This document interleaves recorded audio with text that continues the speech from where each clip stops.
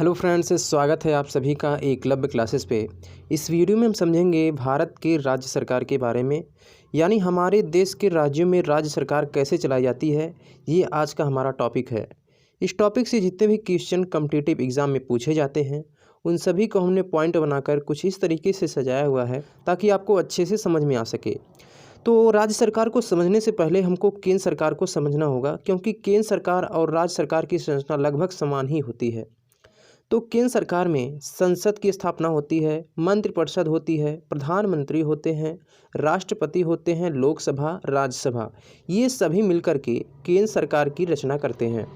इसी प्रकार से राज्य सरकार में भी यही स्वरूप होता है। राज्य सरकार में संसद के स्थान पर विधानमंडल होता है, मंत्रिपरिषद यहाँ पर केंद्रीय मंत्रिपरिषद के स्थान पर यहाँ पर राज्य स्तर पर भी मंत्रिपरिषद होता है, और मंत्रिपरिषद के मुखिया केंद्र में प्रधानमंत्री होते हैं, यहाँ पर मंत्रिपरिषद के मुखिया राज्य में मुख्यमंत्री होते हैं। जिस प्रकार से संसद के 3 अंग होते हैं, राष्ट्रपति, लोकसभा, राज्यसभा, उसी प्रकार से राज्य के विधानमंडल में भी 3 अंग होते हैं, राज्यपाल, विधानसभा, विधान परिषद। तो इस प्रकार से आप समझ सकते हैं कि हमको राज्य सरकार में क्या क्या पढ़ना होगा। तो विधानमंडल पढ़ना है, विधानमंडल के बाद मंत्रिपरिषद, फिर मुख्यमंत्री, फिर इसके बाद राज्यपाल, विधानसभा, विधान परिषद को हम लोग इसी चैप्टर में कवर कर लेंगे। तो इस प्रकार से हमारा इस चैप्टर में राज्य सरकार में 3-4 टॉपिक बनेगा, इसको हम अच्छे से पढ़ लेंगे। केंद्र सरकार में हमने सभी का वीडियो बना रखा है, संसद, मंत्रिपरिषद, प्रधानमंत्री। तो अगर आपको हमारा वीडियो अच्छा लगता है तो इससे आप पढ़ सकते हैं। तो राज्य सरकार में सबसे पहले हम लोग पढ़ेंगे विधानमंडल के बारे में। तो आइए विधानमंडल की चर्चा कर लेते हैं। जितने भी क्वेश्चन बनते हैं यहाँ से सबको देख लेते हैं। सबसे पहले यहाँ से पूछा जाता है विधानमंडल की रचना किस अनुच्छेद के तहत की गई है, यानी राज्यों में विधानमंडल का गठन अनुच्छेद 168 के तहत किया गया है। ये क्वेश्चन एग्जाम में पूछा जाता है, तो अनुच्छेद आप याद रखेंगे। यहाँ पर यह भी पूछा जाता है कि विधानमंडल के कितने अंग होते हैं, तो राज्यपाल 3 अंग होते हैं, राज्यपाल, विधानसभा और विधान परिषद। पर यहाँ पर यह आवश्यक नहीं होता कि विधानमंडल में दोनों सदन की आवश्यकता होती है। विधानमंडल में दोनों सदन की आवश्यकता नहीं होती है, विधान परिषद की आवश्यकता नहीं होती है। कहने का अर्थ यह है कि राज्यपाल और विधानसभा अगर है तब भी विधानमंडल की रचना हो जाती है। तो यहाँ से ये क्वेश्चन बनता है कि क्या विधानमंडल में दोनों सदन की आवश्यकता होती है, तो नहीं, विधान परिषद की आवश्यकता नहीं होती है। तो कहीं कहीं पर बना दिया जाता है विधान परिषद। तो आइए जान लेते हैं ऐसे कितने राज्य हैं जहाँ पर विधान परिषद की स्थापना की गई है। विधानमंडल में दोनों सदन की आवश्यकता नहीं होती, ये सामने बता दिया है। विधानसभा व विधान परिषद सदन वाले 6 राज्य हैं, दोनों सदन वाले 6 राज्य हैं, और बाकी सभी राज्यों में केवल एक ही सदन है। तो ऐसे कौन कौन से राज्य हैं जिसमें दोनों सदन हैं, बार बार एग्जाम में पूछा जाता है। पहला उत्तर प्रदेश, बिहार, जम्मू कश्मीर, कर्नाटक, महाराष्ट्र और आंध्र प्रदेश। इन 6 राज्यों का नाम आप याद रखेंगे, बार बार एग्जाम में पूछा जाता है। शेष राज्यों में केवल एक ही सदन है, कौन सा? विधानसभा सदन है, ये बात आप याद रखेंगे। अब हम बात कर लेते हैं विधान परिषद की स्थापना किस अनुच्छेद के तहत की जाती है। तो विधान परिषद की स्थापना अनुच्छेद 169 के तहत की जाती है। किसको अधिकार है विधान परिषद की स्थापना का? तो अधिकार है संसद को। संसद बता सकती है, संसद को यह अधिकार है कि किसी राज्य में विधान परिषद होगा या नहीं होगा। ये क्वेश्चन बार बार पूछा जाता है, तो आप याद रखेंगे यहाँ से। विधानसभा पूछा जाता है, विधानसभा की स्थापना किस अनुच्छेद के तहत की गई है। तो विधानसभा का गठन अनुच्छेद 170 के तहत किया जाता है। सबसे इम्पोर्टेंट यहाँ पे विधानसभा होता है, तो विधानसभा को हम लोग सबसे पहले पढ़ लेते हैं। विधानसभा को निम्न सदन भी कहा जाता है, जनता का सदन भी कहा जाता है, प्रथम सदन, लोकप्रिय सदन, अस्थायी सदन, ये सब नाम होते हैं विधानसभा के। यहाँ से पूछा जाता है जनता का सदन क्यों कहा जाता है, अस्थायी सदन क्यों कहा जाता है। तो जनता का सदन इसलिए कहा जाता है क्योंकि विधानसभा सदस्यों का चुनाव जनता के द्वारा ही होता है, इसलिए इसे जनता का सदन कहा जाता है। और अस्थायी सदन क्यों कहा जाता है, क्योंकि विधानसभा का विघटन हर 5 वर्ष के बाद होता रहता है, इसीलिए विधानसभा को अस्थायी सदन भी कहा जाता है। तो आइए बात कर लेते हैं विधानसभा सदस्य बनने की क्या क्या योग्यताएं होती हैं और क्या इनका कार्यकाल होता है। यहाँ से जो भी क्वेश्चन बनता है विधानसभा से हम लोग पढ़ लेते हैं। तो सबसे पहले पढ़ लेते हैं विधानसभा बनने की योग्यताएं। सबसे पहली योग्यता होती है कि वह भारत का नागरिक होना चाहिए। कोई भी अगर सदस्य बनना चाहता है विधानसभा का, तो सबसे पहली योग्यता भारत का नागरिक होना चाहिए, सबके लिए कॉमन ही होता है। दूसरी योग्यता कि आयु आपकी 25 वर्ष हो जानी चाहिए, तभी आप विधानसभा सदस्य बन सकते हैं। तो पूछा जाता है विधानसभा सदस्य बनने की न्यूनतम आयु कितनी होनी चाहिए, तो 25 वर्ष होनी चाहिए। और तीसरी योग्यता विधानमंडल का सभी शर्त पूरा करना चाहिए, यानी विधानमंडल के जितने भी नियम होते हैं उन सभी शर्तों को वह पूरा करेगा, तभी वह विधानसभा सदस्य बनने के पात्र होगा। चौथी बात कि सरकारी लाभ के पद पर नहीं होना चाहिए, उसके पास कोई भी सरकारी नौकरी नहीं होना चाहिए, तभी वह विधानसभा सदस्य बन सकता है। और पांचवी योग्यता ये है कि पागल और दिवालिया नहीं होना चाहिए, वह उसका दिमागी संतुलन पूरी तरह ठीक होना चाहिए। अब सदस्यों का निर्वाचन होता कैसे है विधानसभा सदस्यों का, तो जनता के द्वारा होता है, मतदान प्रणाली के द्वारा होता है और प्रत्यक्ष रूप से होता है। तो पूछा जाता है कि विधानसभा सदस्यों का चुनाव प्रत्यक्ष रूप से होता है कि अप्रत्यक्ष रूप से, तो प्रत्यक्ष रूप से होता है, ये बात आप याद रखेंगे। कार्यकाल कितना होता है विधानसभा सदस्यों का, तो विधानसभा सदस्यों का कार्यकाल 5 वर्ष का होता है, ये बात आप याद रखेंगे।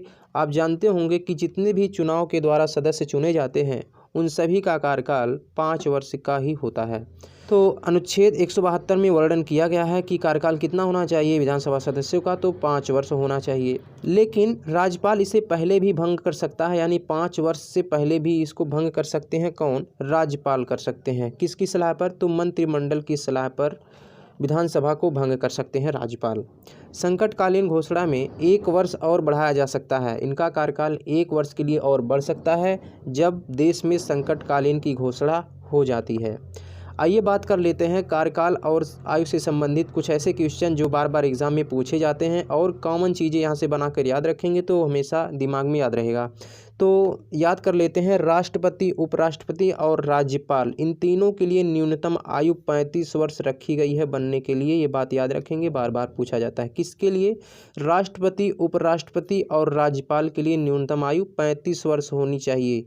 और इनका कार्यकाल कितना होता है, तो कार्यकाल इनका होता है 5 वर्ष का।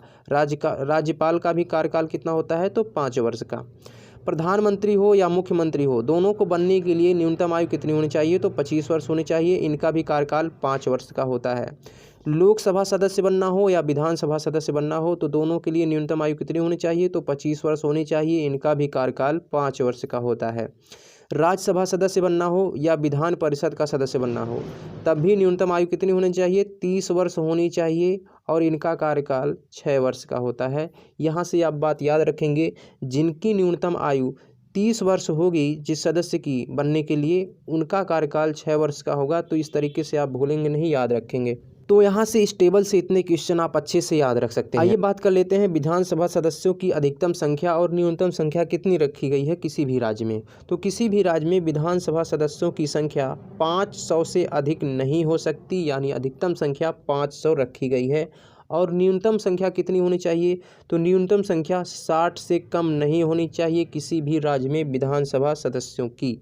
तो अपवाद के रूप में कुछ ऐसे राज्य हैं जहां पर 60 से कम विधानसभा सीटें हैं। कौन कौन से ऐसे राज्य हैं, बार बार एग्जाम में पूछा जाता है, कौन कौन से ऐसे राज्य हैं अपवाद के रूप में जहां से 60 से कम विधानसभा सदस्य हैं। तो आप नाम याद रखेंगे, सिक्किम, मिजोरम, गोवा, अरुणाचल प्रदेश। कौन कौन से चारों राज्य? सिक्किम, मिजोरम, गोवा, अरुणाचल प्रदेश, ये चारों नाम आप याद रखेंगे राज्यों का। यहाँ से क्वेश्चन बार बार बनता है।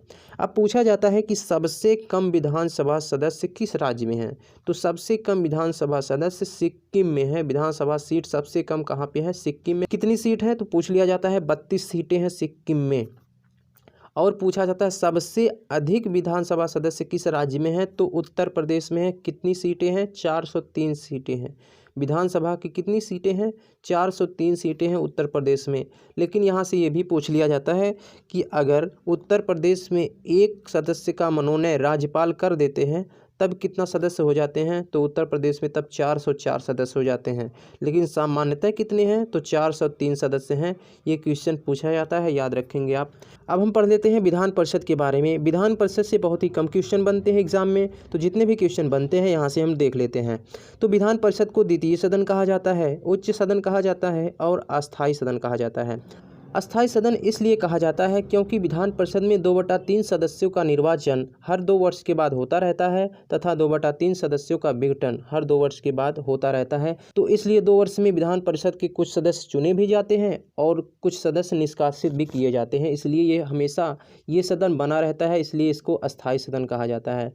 तो विधान परिषद सदस्यों की संख्या होनी कितनी चाहिए, तो यहाँ पर ये उल्लेखित किया हुआ है कि विधानसभा की संख्या का 1/3 होनी चाहिए। क्वेश्चन पूछा जा चुका है कि विधान परिषद सदस्यों की संख्या कितनी होनी चाहिए, तो विधानसभा की संख्या का 1/3 होना चाहिए, परंतु 40 से कम भी नहीं होना चाहिए। अभी हम लोगों ने देखा कि विधानसभा सदस्यों की न्यूनतम संख्या कितनी होनी चाहिए, 60 से कम नहीं होनी चाहिए, लेकिन विधान परिषद के सदस्यों की संख्या कितनी नहीं होनी चाहिए, तो 40 से कम नहीं होनी चाहिए। ये भी क्वेश्चन पूछा जाता है, तो आप याद रखेंगे विधानसभा की न्यूनतम संख्या 60 और विधान परिषद की न्यूनतम संख्या 40, ये आप याद रखेंगे। यहाँ से ये भी पूछा जाता है कि 1/6 सदस्यों का मनोनयन राज्यपाल के द्वारा किया जाता है। तो पूछा जाता है कितने सदस्यों का मनोनयन राज्यपाल के द्वारा होता है, तो 1/6 सदस्यों का मनोनयन राज्यपाल के द्वारा होता है। आइए अब बात कर लेते हैं विधान परिषद की सदस्य बनने की योग्यता क्या होती है। तो विधान परिषद की सदस्य बनने की योग्यता वही होती है जो विधानसभा की योग्यता होती है। बस यहाँ इसमें केवल आयु का अंतर होता है, यहाँ पर आयु बढ़ा करके 30 वर्ष कर दिया जाता है, तभी कोई व्यक्ति पात्र हो सकता है विधान परिषद सदस्य बनने का, जब उसकी आयु 30 वर्ष हो जानी चाहिए। और इनका कार्यकाल कितना होता है, तो कार्यकाल इनका 6 वर्ष का होता है। हमने बता दिया था अभी कि 30 वर्ष जिनका न्यूनतम आयु होगा उनका कार्यकाल 6 वर्ष ही रखा गया है। ये बात अगर आप याद रखेंगे तो यहाँ से क्वेश्चन नहीं भूलेंगे। अब जितने भी क्वेश्चन छूट गए हैं उनको हम महत्वपूर्ण बिंदु में कवर कर लेते हैं। महत्वपूर्ण बिंदु में पहला पॉइंट ये है कि केवल 2 केंद्र शासित प्रदेश में विधानसभा है। जितने भी केंद्र शासित प्रदेश हैं उसमें विधानसभा नहीं है, उसमें केंद्र शासित प्रदेश में लोकसभा प्रतिनिधित्व करती है, उसमें ना तो विधानसभा है ना ही विधान परिषद है। लेकिन 2 ऐसे केंद्र शासित प्रदेश हैं जहां पर विधानसभा है। तो कौन कौन से हैं, नाम पूछा जाता है और उनकी संख्या भी पूछी जाती है। तो दिल्ली में विधानसभा है और विधानसभा की सदस्यों की संख्या 70 है, ये बात याद रखेंगे। और पुद्दुचेरी में भी विधानसभा है और पुद्दुचेरी में विधानसभा सदस्यों की संख्या 30 है, ये भी आप याद रखेंगे। तो 70 और 30 विधानसभा सदस्य हैं दिल्ली और पुद्दुचेरी में, ये बात याद रखेंगे, बार बार पूछा जाता है। 84वें संविधान संशोधन के अनुसार यानी 2002 में ये ऐसा संशोधन हुआ था कि 2026 तक विधानसभा सदस्यों की संख्या नहीं बदलेगी, यानी जितने भी विधानसभा सदस्य हैं किसी भी राज्य में वह 2026 तक यही रहेगी। तो ये क्वेश्चन पूछा जाता है, तो कब तक नहीं बदल सकते, 2026 तक नहीं बदल सकते विधानसभा सदस्यों की संख्या। किस संशोधन के अनुसार, तो संविधान के 84वें संशोधन के अनुसार। कब हुआ था ये संशोधन, 2002 में। तो उम्मीद करते हैं वीडियो आपको अच्छा लगा होगा और इस वीडियो को देखने के बाद आप 99% क्वेश्चन सॉल्व कर पाएंगे इस चैप्टर से। तो मिलेंगे नेक्स्ट वीडियो में, तब तक के लिए जय हिंद, वंदे मातरम।